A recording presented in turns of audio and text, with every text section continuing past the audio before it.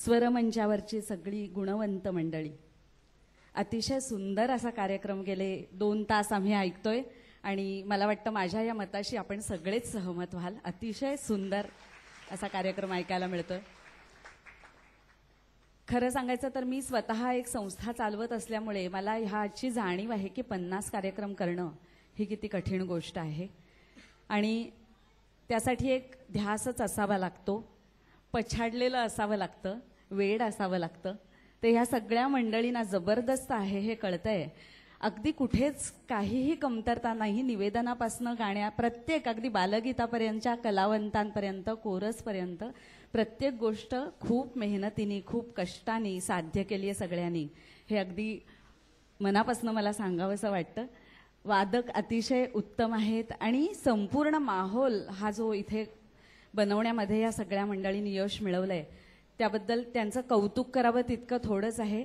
आणि आत्ता बर्वे सर म्हणाले त्याप्रमाणे की शतक महोत्सवी कार्यक्रम तर लवकर होवोच आणि ठिकठिकाणी जिथे जिथे ह्या कलाकारांना वाटतं की आपले कार्यक्रम झाले पाहिजेत तिथे तिथे ते होवोत आणि त्यांना खूप यश मिळो. धन्यवाद.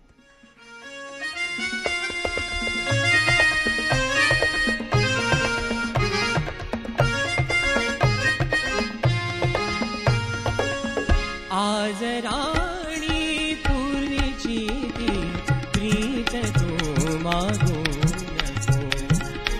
आज राणी पूर्वीची ती प्रीत तू मागू नको. कालचे वेड्या फुलाचे, कालचे वेड्या फुलाचे, कालचे वेड्या फुलाचे रंग तू मागू नको.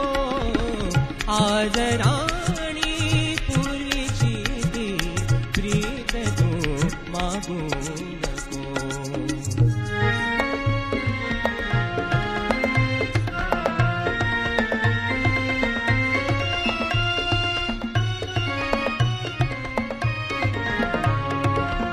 सांज काचा फाकणीचे सुटफुटीचे भेटणे.